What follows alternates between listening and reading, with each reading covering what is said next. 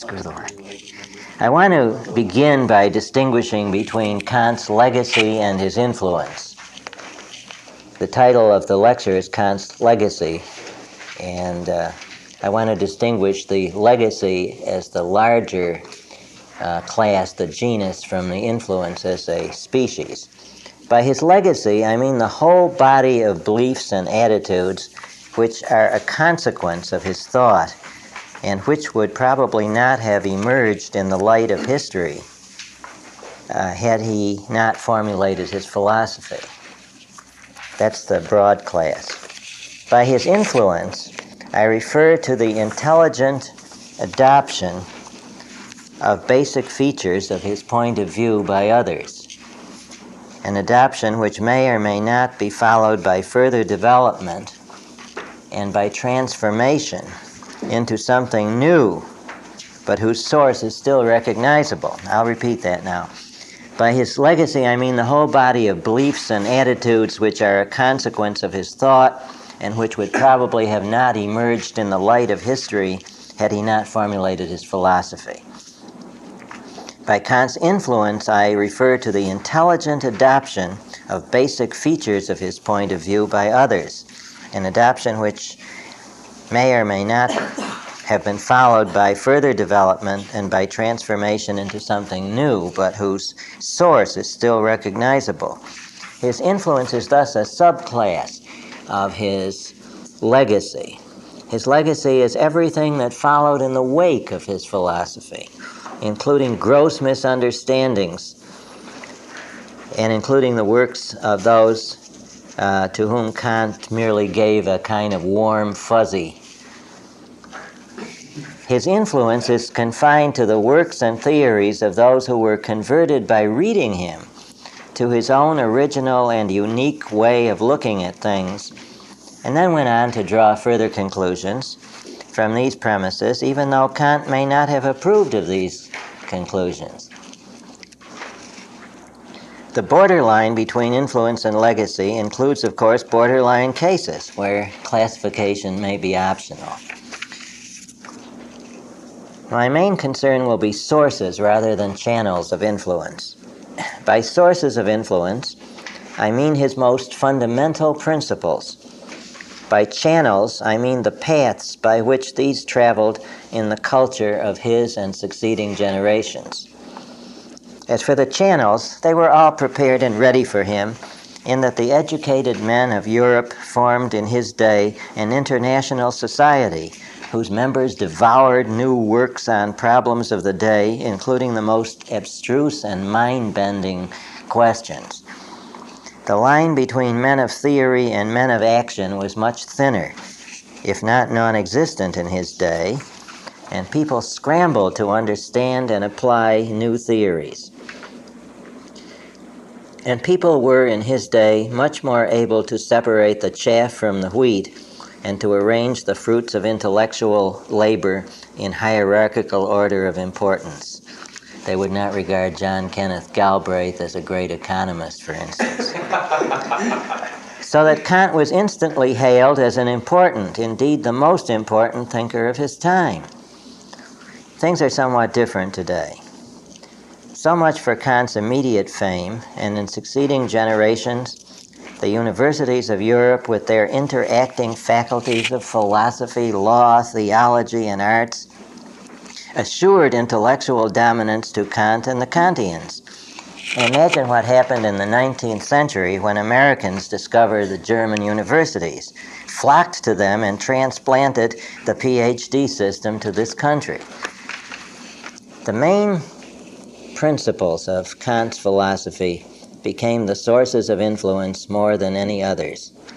These were the primacy of the practical reason over the theoretical reason. That's one of the two main sources. And the other is the primacy of consciousness over empirical reality. The primacy of the practical reason over the theoretical reason, and the primacy of consciousness over empirical reality. So I'll take the first one first. The primacy of the practical reason over the theoretical reason.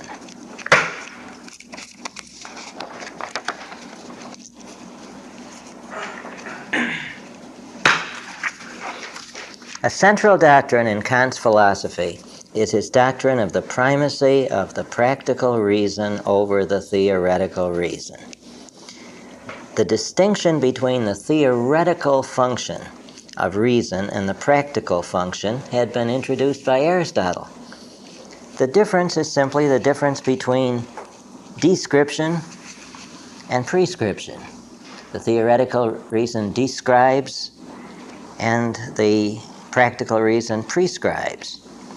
Theoretical reason describes reality, practical reason prescribes what man should do about it. The difference in the subject matter of the two functions of reason is the difference between what is and what ought to be, between fact and value, between reality and action. Although the difference between the two had been acknowledged for centuries, there was general agreement as to the relation between them, as to which had the primacy. Fact and its description came first and was independent of value. Value was derived from fact, founded upon and deduced from fact. Thus, in two ways, theoretical reason had the primacy over the practical. It was independent of the practical, and the practical was derived from it. Kant reversed all this. This is his big revolution. He reversed all this. And thereby he accomplished a revolution in philosophy of a very fundamental nature. This revolution, this position, was the chief channel of his influence, whether that influence appears as full agreement with Kant or as some sort of further development or transformation of his doctrine. The primacy of the theoretical reason had been accepted by philosophers of all schools of thought from Aristotle down to the 18th century. And that primacy seemed obvious to practically everyone. Description came before prescription. Who ever heard of a doctor announcing, "First I will prescribe, then I will diagnose what's wrong with you"? On a broader scale, the scale of philosophy, that would become, "First I will determine what the right thing to do is, then I will postulate the existence of all those facts necessary to support my action." We've heard people do that. We've seen people do that. This is exactly what Kant did. He removed value from its foundation in fact, and he founded fact on value.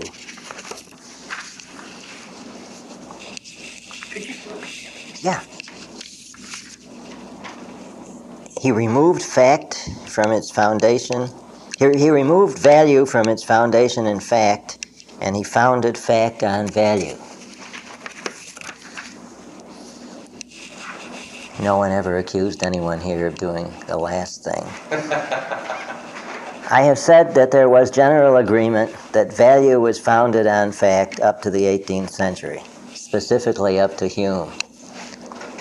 This view is reflected in the following paraphrased statement of Kant's famous predecessor, Christian Wolff, W-O-L-F-F, the last rationalist. Quote, "Our conscience requires that we act according to the laws of nature. The laws of nature are the laws of morality and of reason which discovers them," unquote. And these laws of nature, in the sense of a natural basis of morality and rights, were precisely what the Declaration of Independence asserted that America was founded on. As long as the Enlightenment reflected a fundamentally Aristotelian view of reality, it was the age in which this principle was asserted more strongly than ever before. But, excuse me, as early as 1740, David Hume had published the third volume of his treatise of human nature, in which he argued that the ought could not be derived from the is, no matter how much the is copulates with the is not, he said. It cannot produce an ought. The ought could not be deduced from the is, that is, from any facts in the observable Newtonian world. From this he concluded that, quote, moral distinctions are not founded on reason, unquote. Hume. Moral distinctions are not founded on reason. Kant proceeded to agree with Hume that no moral ought could be derived from an is, that is, from a fact or law of the Newtonian world. Later, he was to attack the independence of the theoretical reason, subordinate it to the practical reason, and thereby complete the destruction of its primacy which Hume had begun. But he was by no means ready to follow Hume in the conclusion that moral distinctions are not founded on reason. True, he said, moral distinctions are not founded on knowledge, but reason involves much more than knowledge. He then redefined reason as, quote, the faculty of principles, unquote. Reason is the faculty of principles. I want to put that up on the board.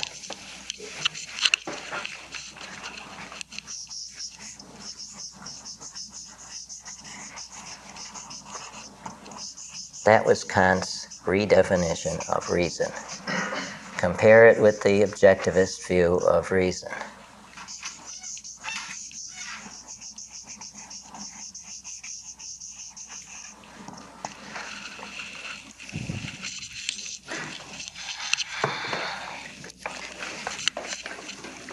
Reason had two employments, one the theoretical and two the practical. The theoretical produced principles of the is, which principles we call knowledge. The practical reason produced principles of the ought, which principles we call morality. The practical reason, furthermore, has precedence or primacy over the theoretical.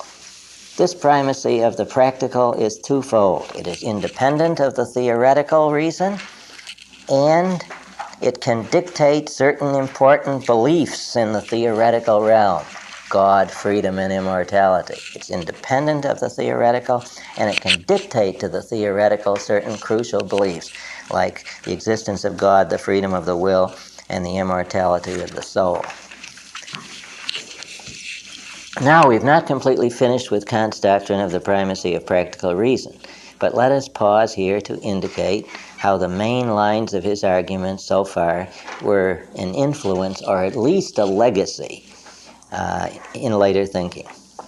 For instance, there's the crucial doctrine of the existentialists, that one cannot deduce from essence, that is, from the nature of things, or from human nature, or from one's own nature, what existential choices one should make. One can just wait for Godot. Such an attempt at deduction would be bad faith, to try to explain a basis in being for what you are doing. Bad faith. Integrity involves facing the fact that one cannot ground one's choices in reason. Besides the existentialists, there were all sorts of action-oriented thinkers, such as Sorel and the Nazi ideologist Tirala, whom Leonard Peikoff quotes in The Ominous Parallels, to whom one can ascribe, which one can describe as plain legacies, not objects of influence. So much for the first part of the primacy of practical reason. The second part also, the doctrine that the practical reason can rightly dictate to the theoretical reason, has been followed by the more subjectivist of the pragmatists. For instance, William James declares that certain beliefs, or over-beliefs as he calls them, such as God, freedom, and immortality, are beliefs that we have the right to postulate as true, provided, and here he follows Kant, the evidence in their favor is not outweighed by the evidence against them. In other words, if the evidence balances, we have the right to accept God, freedom, and immortality. Why? Because James said they give a greater zest to life. I would call this a borderline case, in not only the philosophical but the psychological sense. The 20th century Spanish thinker Unamuno, U-N-A-M-U-N-O, in his book The Tragic Sense of Life, claims that we must adopt the belief in immortality to save ourselves from despair. That's another legacy. But actually, these thinkers have distorted Kant's view to a greater or lesser extent. They have distorted it because by the primacy of the practical, he does not mean the primacy of action per se, but the primacy of lawful action. And law is what is delivered by every principle. In other words, he believes that there is an indwelling or immanent law which determines all justified action. Remember that he said that reason is the faculty of principles. Now, all principles are given in the form of universal and necessary law. The universal and necessary laws of ethics are contained in the categorical imperative. Following the categorical imperative establishes the rule of law in the self, the rule of law within your heart. And the universal and necessary laws of politics are contained in the principles of justice. Following the principles of justice establishes the rule of life and the rule of law in the state. Therefore, Kant regarded himself as faithful to the Enlightenment.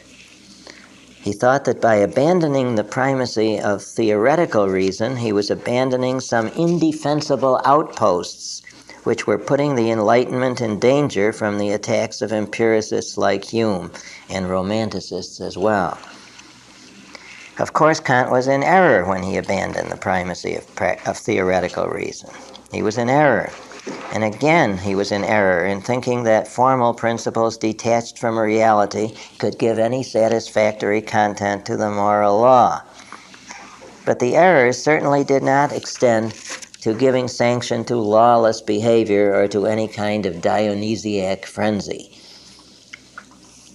Now, so far we've been discussing the primacy of the practical reason, which we have called a central doctrine of his philosophy. This doctrine has a partner, the primacy of consciousness, specifically Kant's transcendental idealism.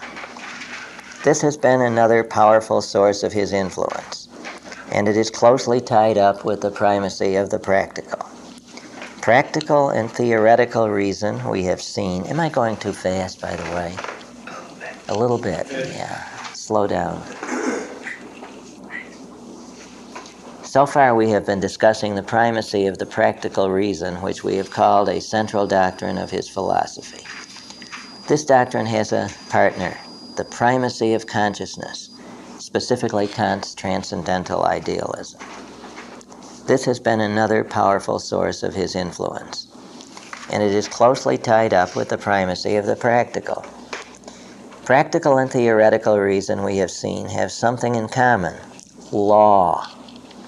Law requires a legislator. Practical reason lays down the moral law. Theoretical reason lays down the a priori forms of knowledge. Reason is a legislator in the field of nature as well as in the field of action. A legislator for the is as well as the ought. The very terms in which this is expressed alerts us as to its inherent absurdity. How can one legislate for the is? This violates the axiom of existence exists and the axiom of identity. Kant tries to provide a way out by saying that reality as legislated for by the mind is not reality as it is in itself, but appearance. And what is appearance? Appearance is the conjoined product of reality as it is in itself and the forms in which we perceive and conceive it. This is the doctrine that Kant calls transcendental idealism, meaning that what we know is mind-dependent in the sense that the mind imposes certain conditions on our knowledge, space, time, and the categories.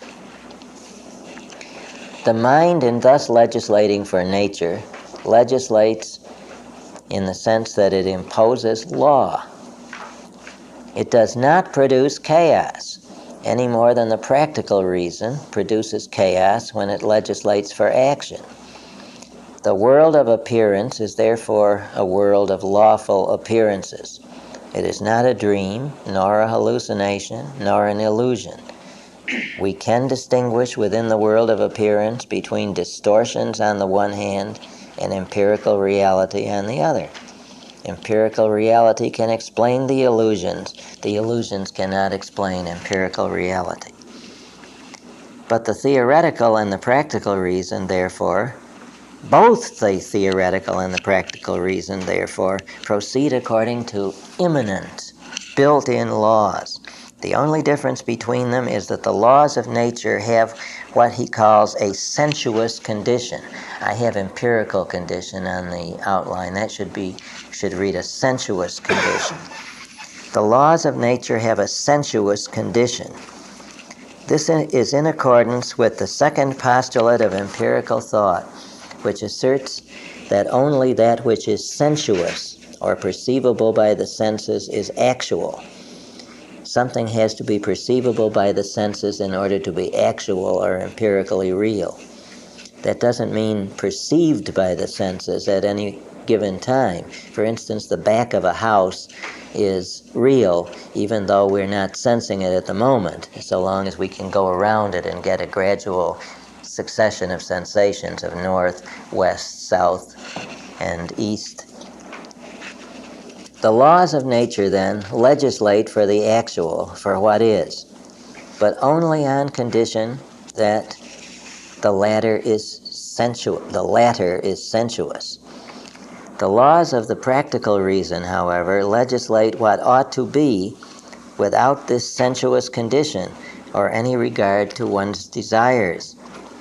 The legitimacy of this legislation of the ought is guaranteed by the fact that each person is the legislator for himself.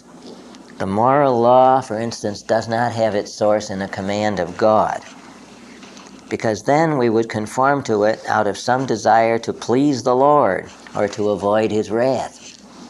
And that would be an impure law, you say. This would be heteronomy, not autonomy. Kant has thus brought about two revolutions in philosophy. One in which he says nature is what she is because of how she appears to us, and a second revolution in which he asserts that man is independent even of nature as appearance, because he legislates the moral law in indifference to the world of appearance, desire, and emotion, the phenomenal world. This doctrine of transcendental idealism was another vast source of Kant's influence on future philosophers.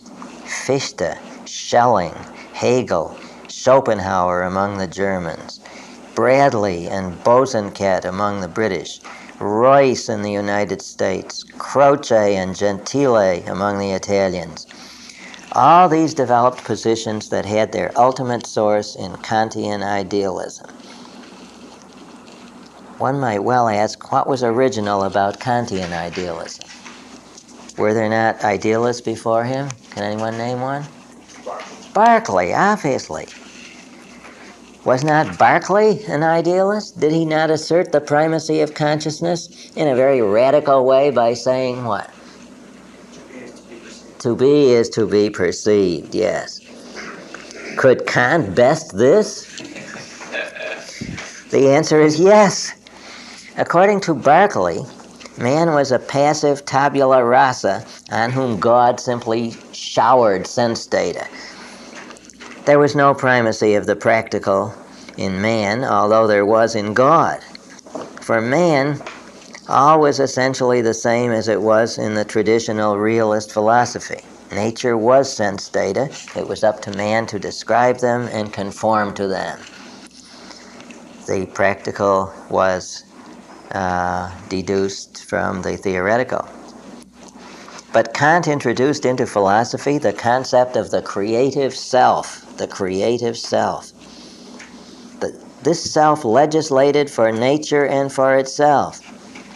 To be sure, Kant severely limited this creativity of the self by postulating the thing in itself as the supplier of the content of perception, and by teaching that there was a small set number of categories and forms of intuition for the mind to impose upon this content. But the developers of this concept lay close at hand, and Kant did not like them. These were the Romanticists. According to their doctrine, man stands above nature and above morality as a judge. But a judge with ad hoc directives instead of a set of statutes. These ad hoc directives develop not out of the intellect, but out of the imagination. The Romanticists said, trust your imagination. Or out of the traditions of the tribe, or out of clashes between men on the field of history. The Romanticists were essentially a counter-Enlightenment movement. The counter-Enlightenment was made up of many strands. In Germany, these strands include a revival of pietism, a new literary sentimentalism characterized by a cult of simplicity and tearful self-examination, the Sorrows of Werther by Goethe, for instance. A revival of patriotism and nationalism, and the revival also of a pre-Newtonian concept of nature. This pre-Newtonian concept of nature was anti-mechanistic. The Newtonian world picture, it said, was a conception in which everything had to be weighed and measured or quantified, and in which every whole was completely explained as the sum of its parts. So they condemned it for that reason. This, they said, was the projection of a bureaucratic society. The Newtonian God, the deist God, they said, was a cold-hearted watchmaker interested only in cogs and springs. We must substitute for all this, they said, an organic concept of nature in which the whole is greater than the sum of its parts. We must introduce the concept of a life force to explain living things, the doctrine of vitalism, vitalism. And for the deistic God, we must substitute a pantheistic God. As for chemistry, we must mix in some alchemy. In time, there emerged in Germany the movement of holistic medicine, which is still strong. So strong in Germany that it is recognized by the government as the alternate form of medicine. The whole Romantic movement was accompanied by a youth movement, taking the form of a rebellion of German sons against authoritarian German fathers. These movements spread out from the universities and dominated half of educated Germany for generations, and they're still going. It all seemed to spring up at once in the 1770s. The 1770s were their 1960s, in a form called Sturm und Drang, or storm and stress.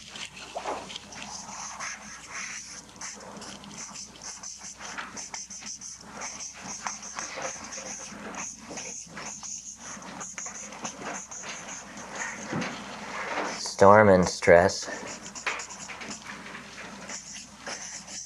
Or, still better, confusion and stress.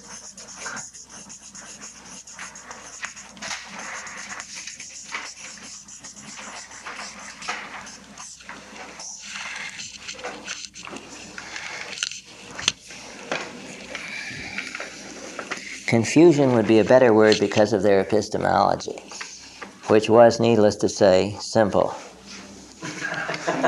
They profess to be advocates of faith and feeling as against dry theory. This view may best be summed up in the words of Goethe's Faust.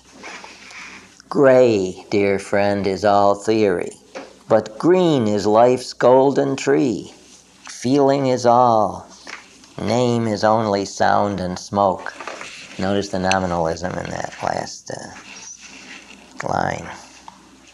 Among the most prominent members of the movement were Friedrich Jacobi and Johann Herder.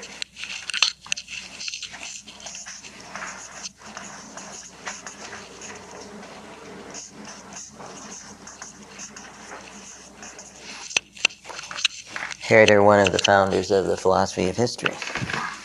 Goethe drifted in and out, suffering alternate spells of romanticism and classicism. These romantic thinkers, intelligent as they were, thought that the law is only an expression of feeling or an expression of history, of the zeitgeist, or that is the spirit of the times, the zeitgeist. Law comes from the spirit of the times, they said. You don't mean positive law, you mean laws of nature. I mean positive law. Positive law comes out of the spirit of the times, you see. It's what is the actual law which is in the law books, if that's what you mean by positive law, comes out of the spirit of whatever times in which they were legislated. Or out of the Volksgeist, the spirit of the people.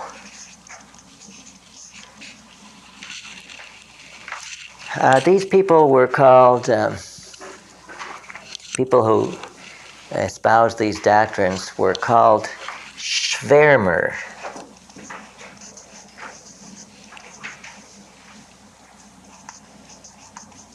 Which means swarmers or dreaming wanderers. Perhaps a good translation would be hippies. Their productions were called Schwärmerei.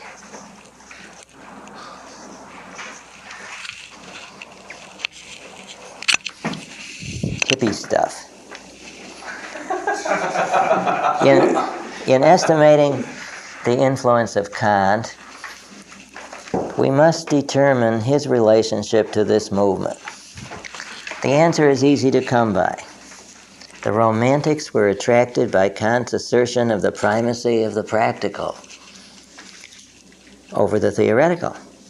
And they were attracted by his transcendental idealism, and above all by his theory of the creative self.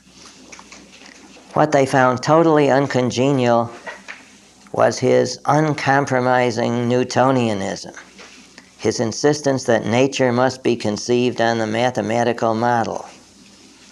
They also found uncongenial his advocacy of a strict law-centered ethics, principle-centered ethics, his strong identification with the Enlightenment, and his classical liberalism.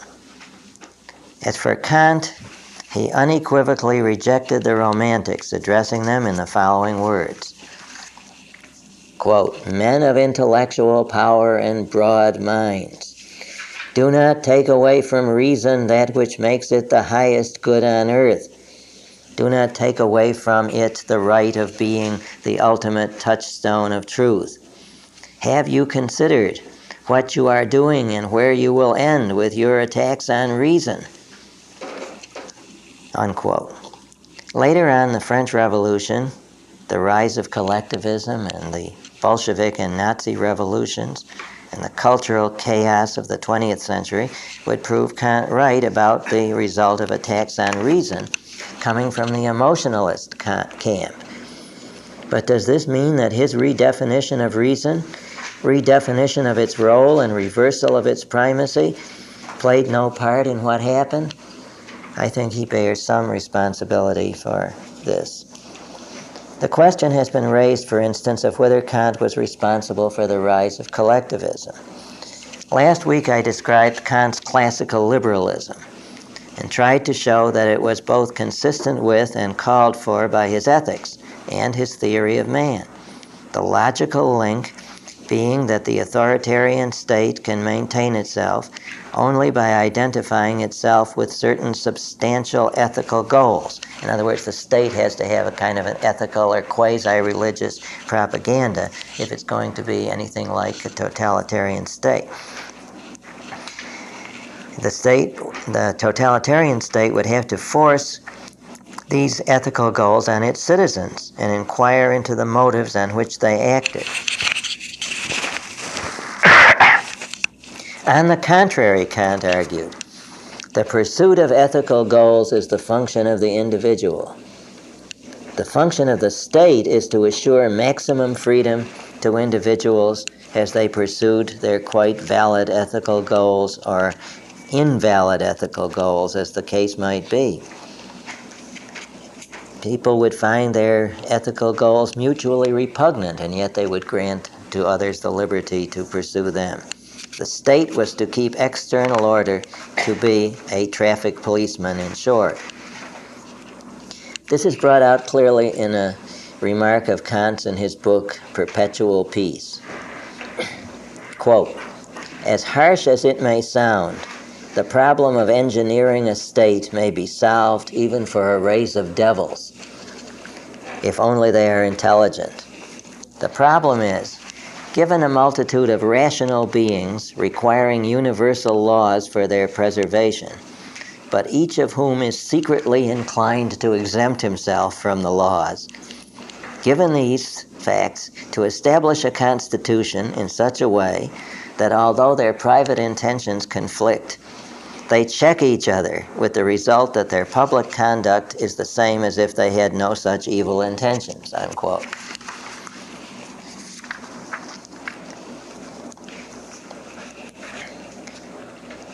Now, this reversal of the roles of theoretical and practical reason, I'm jumping down now to E, and I'm talking about his general philosophical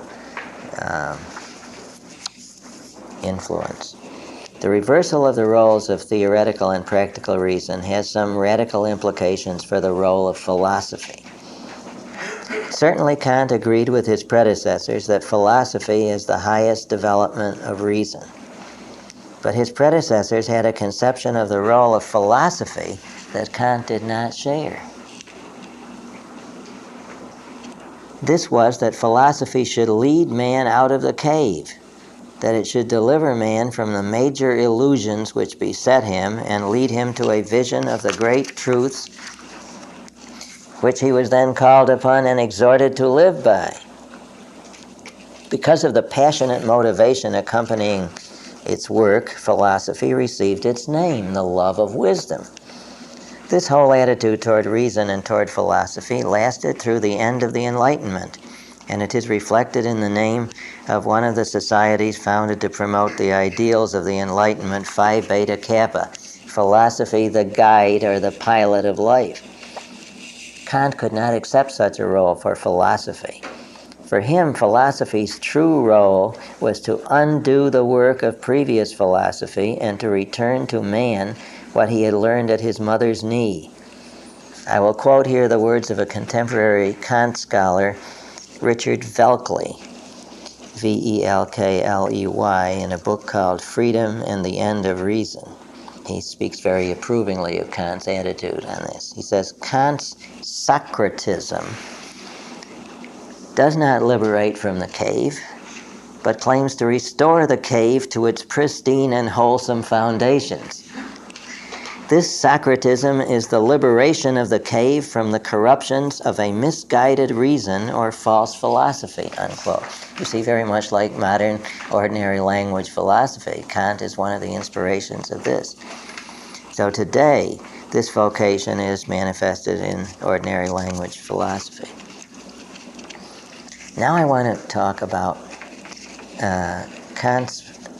the relationship between Kant's classical liberalism and welfare statism and democratic socialism.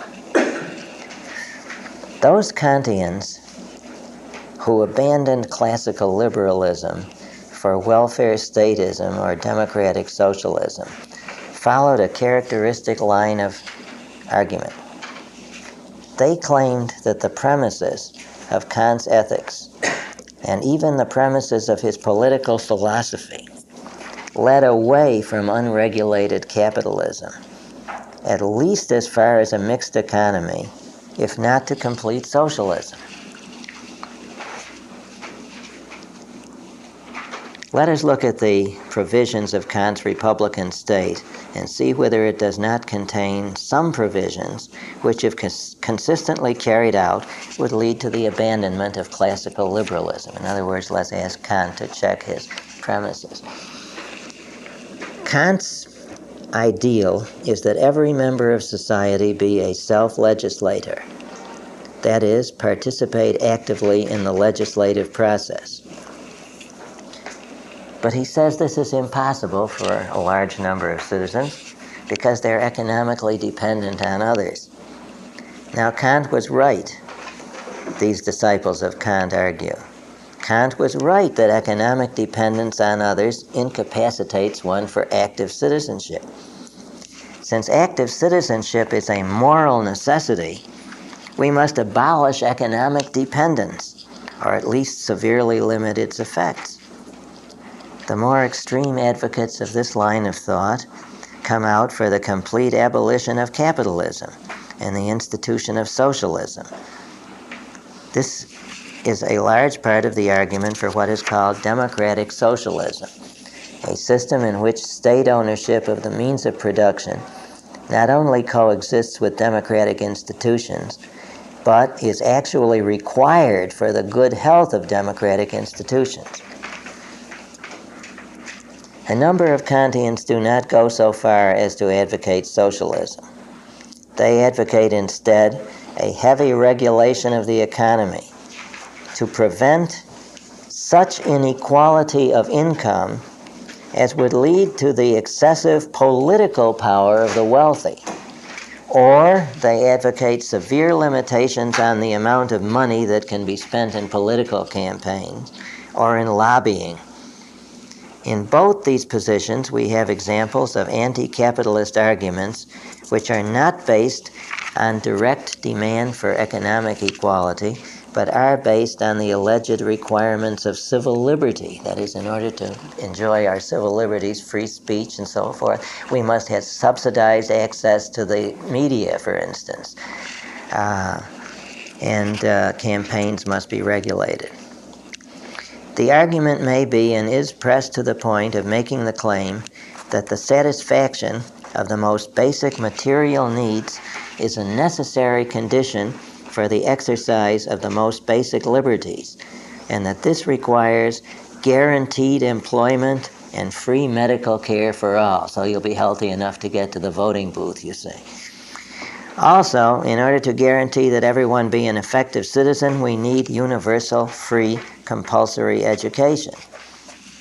Now, Kant's political successors have been largely socialists, actually. They've abandoned the ideals of classical liberalism in order to go in for socialism or welfare statism, and because of the kind of argument I've just developed. Not because they favored equality of incomes per se, they said, but because they thought that inequality of income would lead to a restriction on liberty.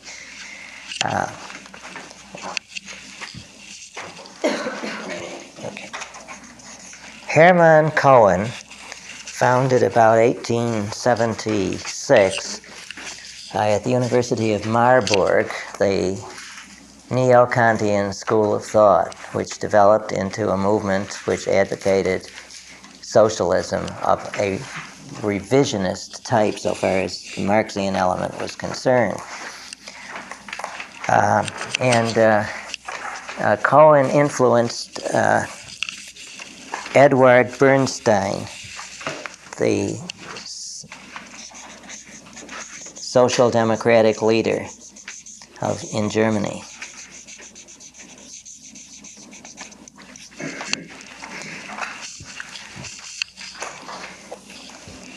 They were opposed by the strict Marxists.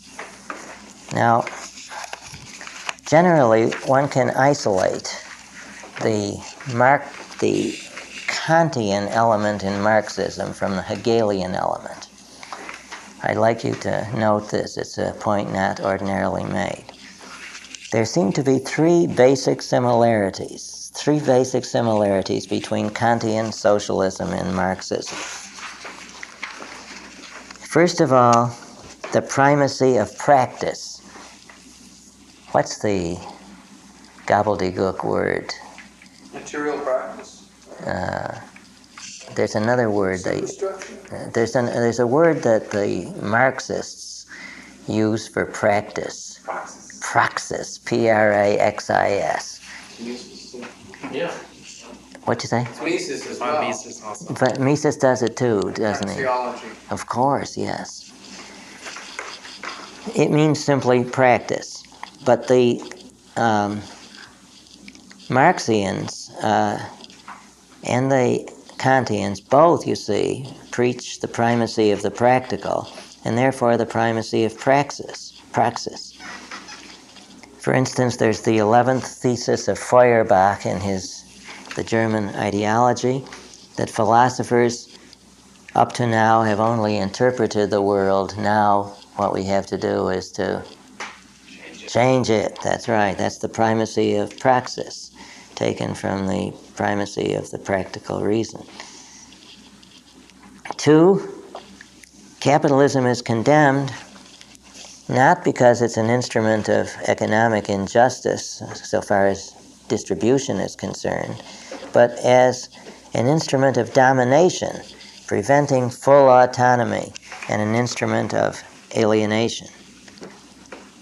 This also is a post-Kantian development based on his idea that the active citizen needs to be economically independent. Is that equivalent to saying that's a moral indictment of capitalism because it restricts individuals, rather than what's wrong with capitalism is it does not really deliver and distribute goods properly? So It's a moral indictment of capitalism because it excludes certain citizens. It would exclude certain citizens from active citizenship, and does in practice exclude certain citizens, economically dependent citizens.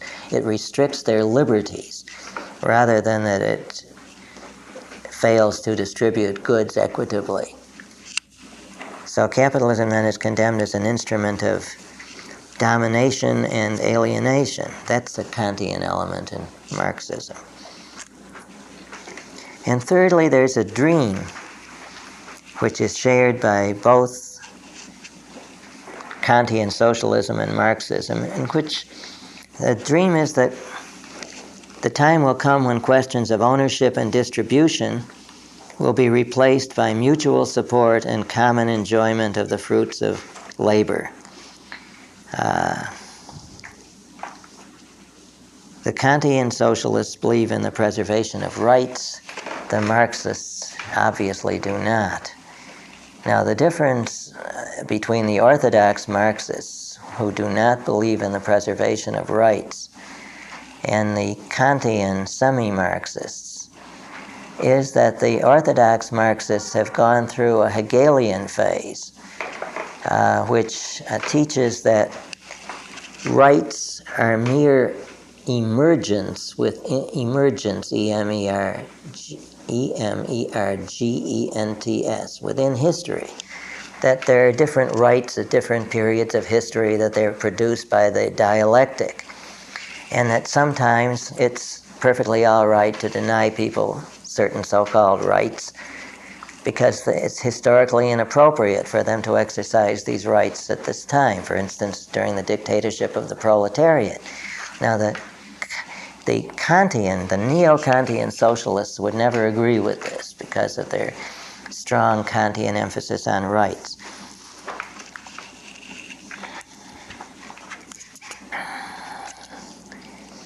Now, I want to have you recall that a few minutes ago Kant was talking about laying down the conditions for the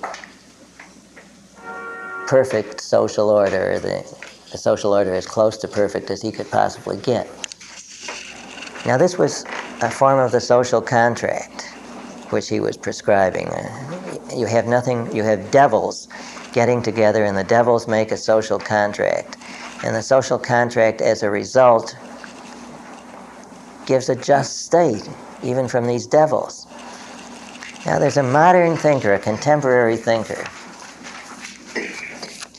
named John Rawls, who wrote a very extensive, ponderous treatise on political philosophy, perhaps the most elaborate that has ever been written, who proposed that we think of the principles of the just society in a Kantian way, as if they were brought about by a social contract. Now here is the most quoted paragraph describing Rawls's position. Quote, each person, this is Rawls talking, each person possesses an inviolability founded on justice that even the welfare of society as a whole cannot override. That sounds good, doesn't it? Therefore, in a just society, the rights secured by justice are not subject to political bargaining or to the calculus of social interests. That sounds good too, doesn't it? And that is the principle that is supposed to characterize Rawls's position. But actually, after Rawls's social contract has been carried out in the imagination, we come to a general conception of justice, which reads this way: all social primary goods, liberty and opportunity, income and wealth, and the bases of self-respect are to be distributed equally, unless an unequal distribution of any or all of these goods is to the advantage of the least favored. In other words, if we have an unequal distribution of goods in society, if we have an unequal distribution of the bases of self-respect, if we have an unequal distribution of liberty, this should be not only tolerated but encouraged if it is to the advantage of the least well-off members of society. Now that is because Rawls believes that the ideal social contract would be carried out in what he calls the original position. Does anyone know what the original position is? Outside of the universe before you're born, it's like you're setting up a gamble, supposedly, without any knowledge of what the conditions of the world actually are in empirical terms. That's right.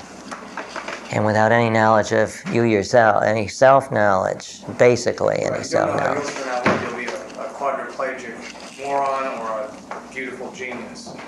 You don't know. Right, you don't know. You see, you're expected to make a contract without knowing your level of intelligence, without knowing your level of physical ability, without knowing your own tastes and so on, without knowing even to which generation you belong. And this social contract is then supposed to regulate the extent to which one generation should sacrifice for another. In other words, you leave out every possible bit of empirical knowledge about yourself, and you act as if you were a perfect zombie, namely a pure reason existing by itself out of all reality. Now, and furthermore, you don't know your own preference so far as taking risks is concerned. You don't know how much you like to take risks. And so in this situation, you follow a certain principle, and it's called, does anyone know what the principle is? The principle of gambling? Minimax. Minimax. Rawls calls it the maximin, but I don't know why.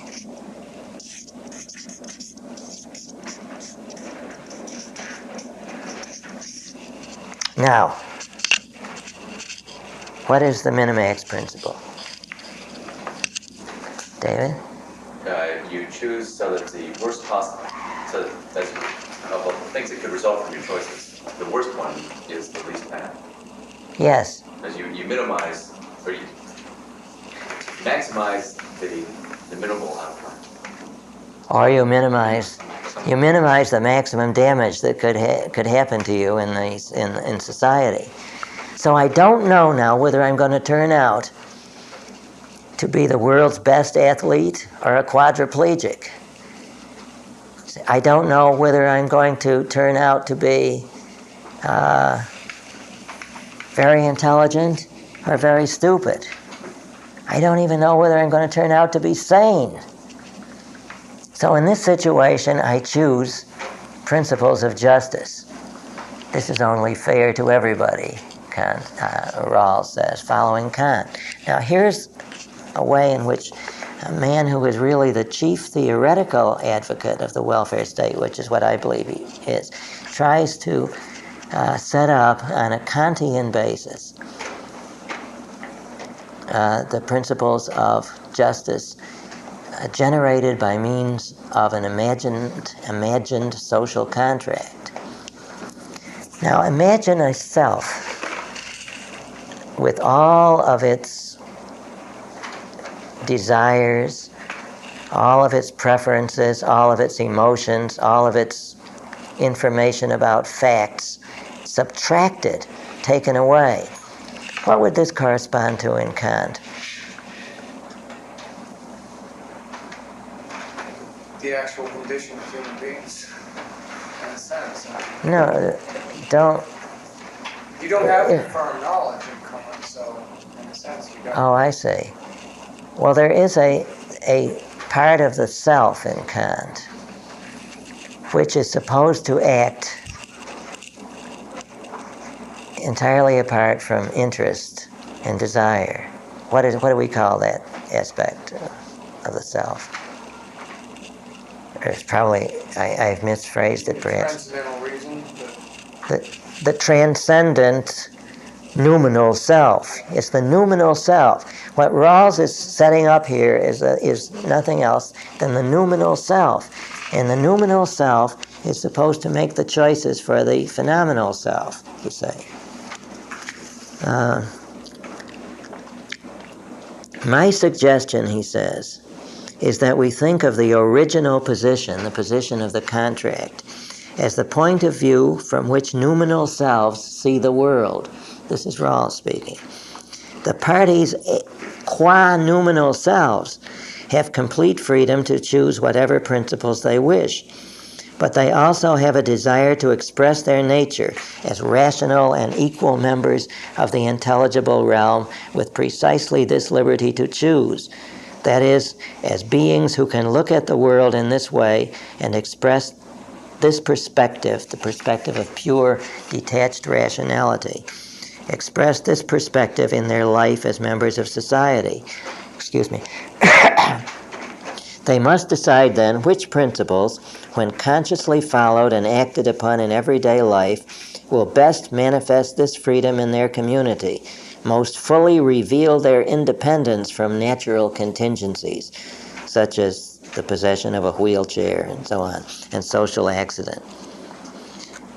So, you see, here's a modern, really neo-Kantian thinker whom one would think, from the basis of our knowledge of Kant last time, one would think he would be a classical liberal, and yet he turns out to be an advocate of the most advanced welfare state we could imagine, and on the basis of Kant's own premises. So I'm going to stop here now, having reached the contemporary application of Kant's principles, and we can take a break for a few minutes and then discuss everything after the break, okay?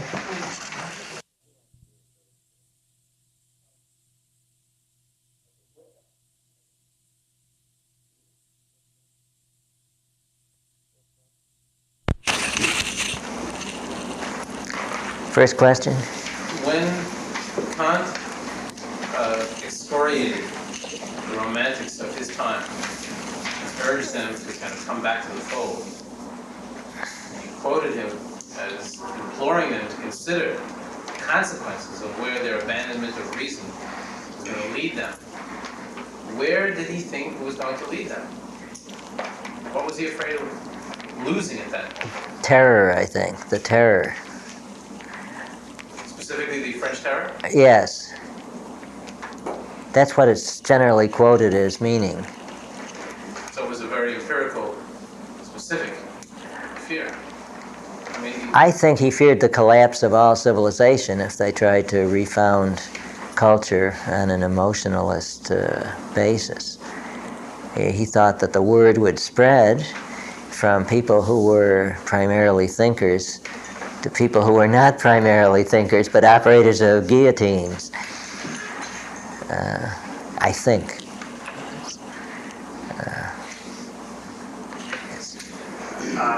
You said earlier in this lecture that you raised the rhetorical question, who's Kant responsible for collectivism? And I'm not clear if you answered it. If you did, I missed it. Well, he gave some arguments to the collectivists.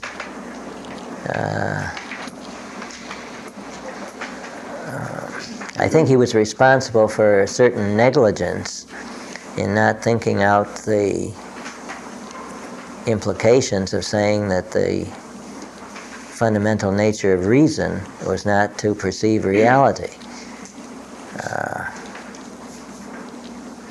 But to say that he was therefore responsible, with a capital R, he was therefore the initiator of modern collectivism, I think is going too far.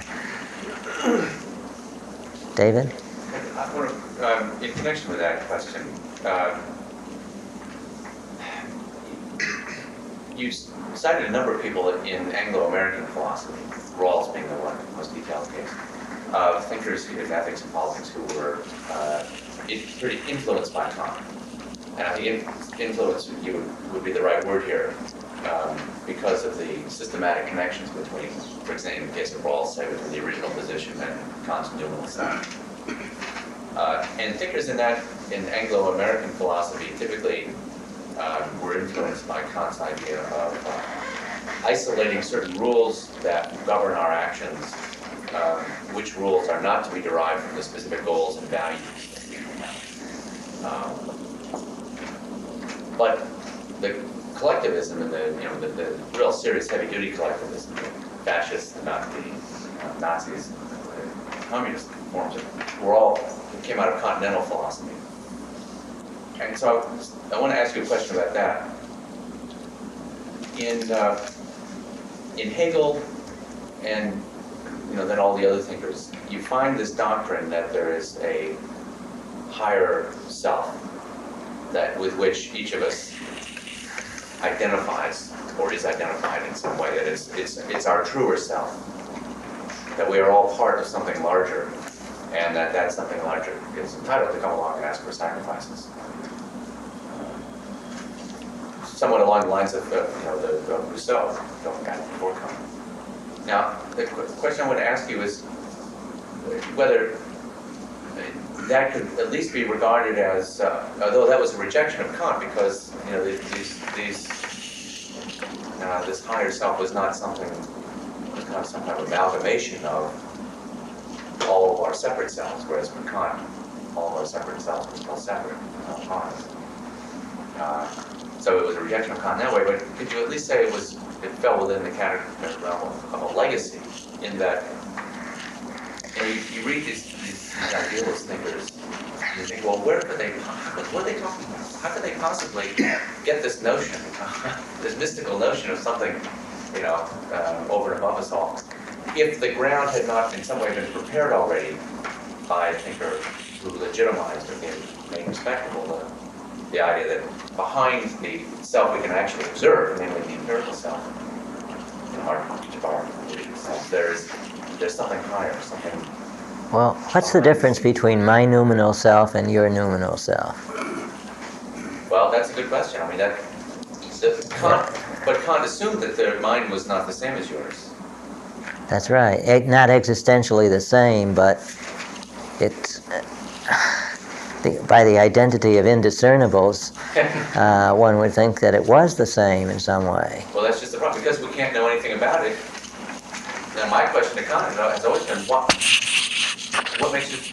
reason do you have for thinking that we all have separate noumenal selves? Maybe Hegel's right. Maybe there's just one, of which we're all. Well, the bridge between them was Fichte, who said the ego is ultimately the same in everybody. And I think he thought out the implications of this, but I think that ultimately it goes back to Aristotle's doctrine of the active intellect, which is the same in everyone. Quality or quantity or both? Just totally. Well, on one interpretation. numerically the same. It couldn't have Hegel simply thought that you're not born with rights, that your rights come from or given to you by someone else or come from your government, which led me to wonder what Kant's view of rights were in terms of the nature of the right. Whether you were born with certain rights or whether the government granted you rights, which I'm astonished to see, by the way, a lot of Americans believe the government gives you rights. Well, Kant did not believe that the government gave you rights. He believed that rights are a deduction from the conception of justice. But that we must think of this conception of justice as having been adopted in a quasi-social contract-like situation, so that you came into the whole social order, you came into society with certain property, and society then legitimized your property within the society. The government didn't exactly grant you the possessions that you have, but it granted you the seal of approval. In some sense, it's true that the government grants you rights. It is a kind of a quibble here, isn't it? Well, I'm wondering why these theorists found them so influential, these social theorists. Maybe that was the literary things. If he had answered that clearly, then maybe they wouldn't. I think that most of them are glad that he had answered it unclearly. Yeah.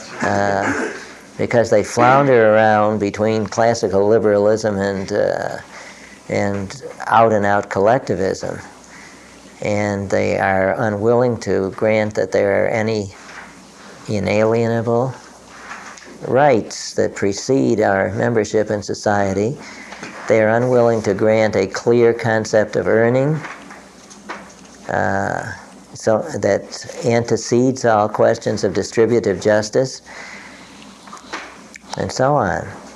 So I think there's a certain basic flabbiness in the classical liberal position, because they're so afraid of asserting something metaphysical in rights. They tend to think that the whole concept of rights is a superstitious concept. One finds that in William Graham Sumner. One finds it, I think, to some extent in Mises as well. They pride themselves on their essentially positivistic approach to the question of rights. So it's not merely out-and-out collectivists, but it's defenders of capitalism like Mises and Hayek, who, in essence, attack the concept of inalienable rights. Francisco? Yes, you stated that Kant had introduced the concept of the creative self. And wouldn't it be more accurate to say that although he did not introduce that concept, that he developed that pre-existing notion more consistently than it had been heretofore developed?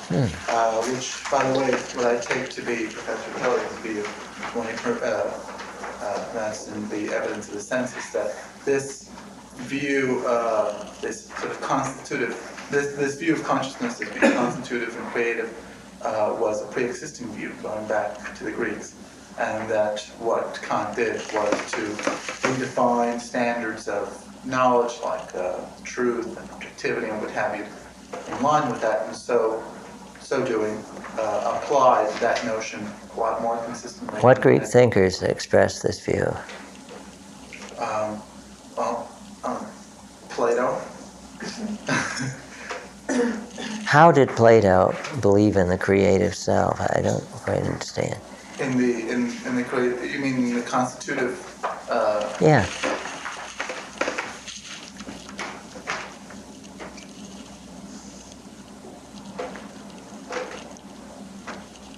Well, in his theory of perception, that notion of the self as the mind as distorting reality, being unable to get in touch with it through the senses because of the illusions and the relativity of appearances to perception, to our senses, was taken by almost all the thinkers who dealt with it as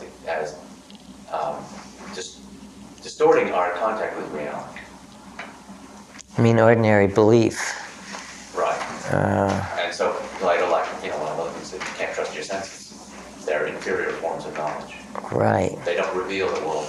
Yes, but you could be led up out of the cave to direct contemplation of the forms. And there was a continuous diagram there.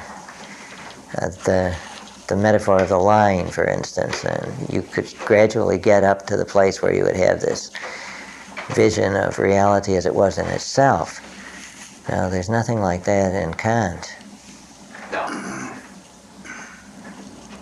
So Plato thought that the rational mind, the intellect, was capable of a true But intellectual intuition. Kant I refers thought to. the point you had made in the book was that although this theory, although it might have been more explicit in a couple of the pre-Socratic it was implicit in Plato and Aristotle and from then on as an accepted model of consciousness, this diaphanous model, so that if you had any constitutive factor associated with consciousness, that therefore consciousness was invalidated.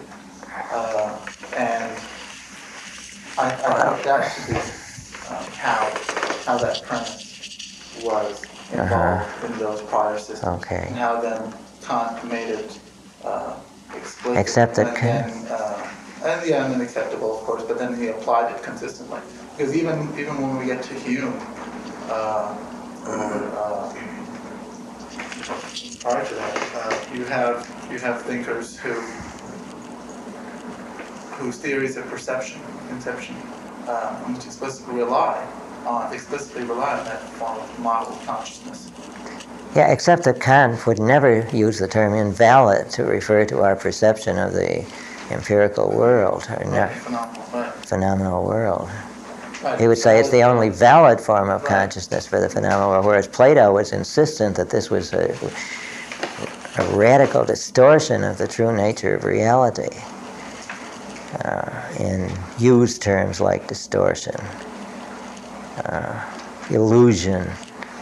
Right, but when Plato says that, he's talking about things as they are themselves, of which concept... Which he has gotten a glimpse of.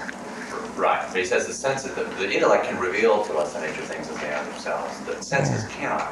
Yeah. Kant would have agreed that the senses cannot reveal things as they are themselves. He just would have added, neither can the intellect. When Kant said we can know reality, what he was referring to as phenomena. Yes, but you see, Plato thought that physical science was therefore impossible. In the Timaeus, for instance, because of the fact that we cannot get a clear intellectual view of things, whereas Kant said, this is what physical science is all about. It's about the reliable structure which the mind imposes upon nature. Oh yeah, Yeah. right. But see, that Kant is there using science in a very different way from Plato. Plato would have taken science to mean knowledge of the world as it is in itself, and Kant was Plato implicitly redefining that term along with the idea of objectivity, truth. Plato didn't think there were any laws of nature in a strict sense. It was all a flux, or a kind of a compromise between flux and Roger? Yeah, I just have a sort of terminological question. Is the appearance a perception of the thing in itself, or do we perceive the appearance? Well, I'm quite sure what Kant would answer. He would say we perceive the thing in itself under certain forms. Namely, what we perceive is the existence of, he said somewhere in his scattered remarks, which are collected in the Berlin edition of Kant, that what we perceive is the existence of each thing in itself that we encounter, but not its characteristics. That is, he separated existence from identity in this case. And there was no correlation at all between, not even some sort of attribute to attribute, one-on-one correlation between the attributes of the phenomenon and something in itself. Well, I said I was inclined to believe in the opinion of some of the commentators, including Peyton, that there is a one-to-one correlation of the characteristics of the thing in itself and the phenomena, but we don't know what it is because we can perceive only one member of the equation. Right. But then you could sort of conceptualize the thing in itself, but what we're talking about, the donkeys in Paloma. The what? The donkeys in Paloma, Palermo.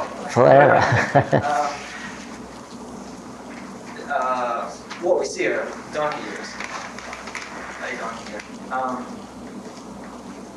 Of course, we don't know what that is, but we'll just conceptualize it as alpha.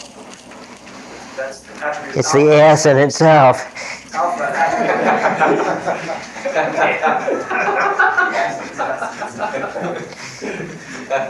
That's attribute alpha of the thing in itself. Yes. And then when we build up knowledge of a variety of attributes of the thing in itself, a conceptual knowledge of the attributes of the thing. We say there's something corresponding, something in the thing in itself corresponding to the thing which now appears to me. And that's different from the thing that corresponds to the thing which appeared to me a moment ago. But since there's no time in the thing, as it is in itself, there's no time in it, there can be no change, so that's a paradox in itself.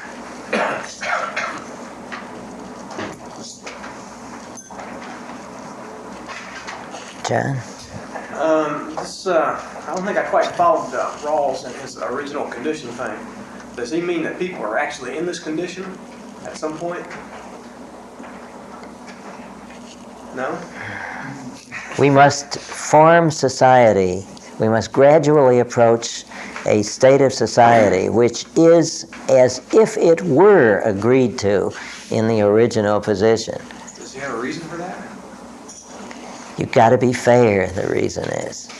You've got to decide things regardless of people's interests. I cannot regard your interest as any more or any less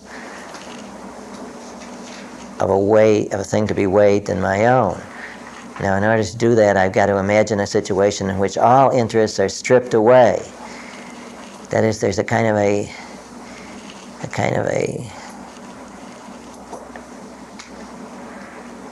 he says to interest, take it off, and you imagine all these interests and empirical concerns being stripped away. And then you have simply colorless egos who don't know what their empirical selves are like, and they're expected to make a contract. And this contract is going to be fair because each one doesn't know what he has to win or lose by the contract. So in that situation, you would minimax to protect your king. No, you wouldn't. Why not? Game player. I believe that Minimax was not made up by game players, it was made up by mathematicians. Because game players typically will take huge risks in order to get big profits. Yes, but they take greater or lesser risks according to their temperament. And Rawls specifically says you're not allowed to know your aversion to risk. So in this situation, Why would he try to conceive a... he conceives it all as a chess game, where after all the fundamental rule is to protect your king. Why would he try to derive a method of dealing with reality without referring to reality?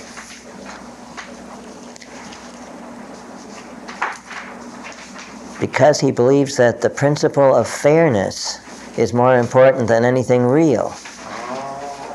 As a matter of fact, I've characterized it as a sort of a nursery concept of fairness, where you have a birthday party and you bring the cake in and all the kids get an equal piece, you see? And the adults are responsible for arranging things. The adults are Arranging the local responsible. universe so that it works out fairly. The legislator, namely Rawls himself, is responsible.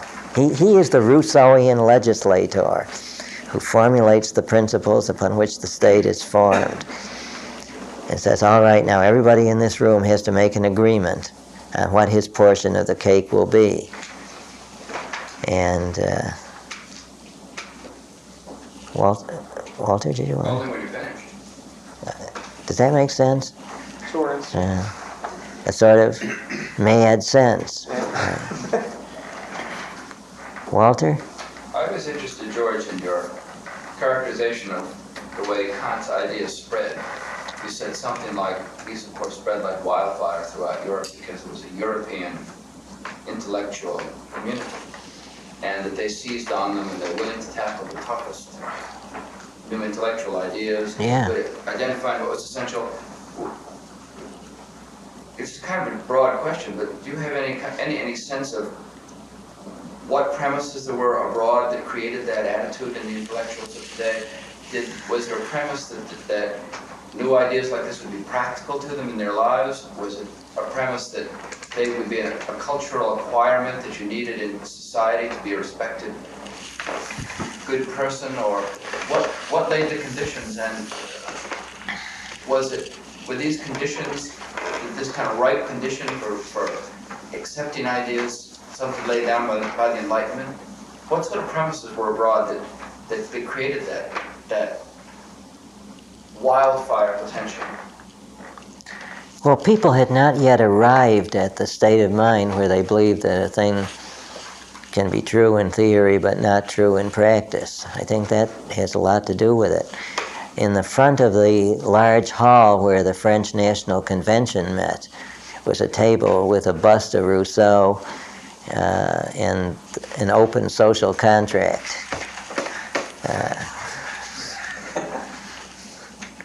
They took it seriously. And when they thought they were being rational, so they abolished the Catholic religion.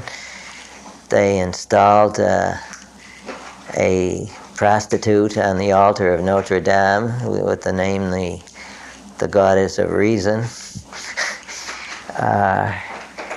They formulated a new calendar which was much more neat and, quote, rational, unquote, than the calendar we use. They took it very seriously, just as our founding fathers. What? These were, I mean, they did take it seriously, but this would give taking ideas seriously a kind of a bad name. They were rationalists. I mean, they were rationalists. In the bad sense.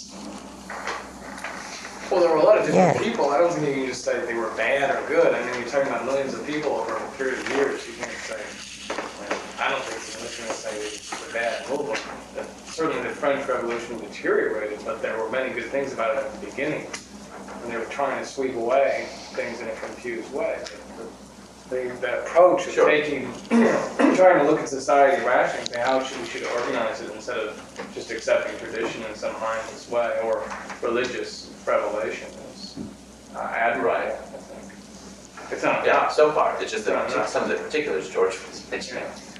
Well, I mean, they went into a kind of a frenzy of immediately adjusting everything so that they would be rational, instead of realizing that it takes time to deal with certain social problems and so on. They tried to force their ideas instantly. It's like ejecting a person from an airplane in midair because you find he hasn't got a ticket. That was the attitude they took. Were they more influenced by Descartes and Rousseau than by Newton and the other strain of Enlightenment? Descartes, Rousseau, Newton, they tended to regard as as being all in one tradition. But in your Enlightenment lecture, you distinguish between the Descartes type of rationalist. Oh, yes, and the Enlightenment type. Enlightenment. Right. But they were more tending toward rationalism, the French revolutionists. But was that, could that then really have been an attitude that stemmed primarily from the premise that there was no split between theory and practice, that theory and practice were the same, that ideas were extremely practical? Could that type of consistently impractical behavior have arisen from that without other premises getting in the way, sort of? That there must have been other premises that were also operating there, because that premise alone wouldn't tend to create that, not consistently. Would it? No, it wouldn't, but the assumption that everything must become totally rational within the next 5 minutes or your heads will all be cut off stemmed from a kind of rationalism which preceded the Enlightenment, and which you do find in some inspiration for in Descartes. So there must have been qualities or aspects to that rationalism that went beyond the notion that the theory and practice were very much right. in sync. There must have been Right. other less acceptable, other less healthy premises. Well, like a compulsively orderly or clean person. After all, the principles of cleanliness and order are they're good values, but you can adapt them in such a way that you spend all your time washing your hands or taking showers, or you wear 16 clean shirts a day or something like that. It can become... I more sort of sense a premise that it's not so much that theory and reality are in sync, it's that reason is all-powerful. Reason calls the shots, and if reason is in line, then don't worry, reality will be in line too, and it'll all work out. It's not that they're equal, it's that one's actually calling the shots. I see. Less of mind-body dichotomy than the mind-mind thought. I mean, just the way it sounds. Then the mind what? Well, you think it out, you reason it out, you come to the conclusion, and there's the conclusion, by God, whatever reality is, don't worry about it, it will come into sync. Yeah, I agree.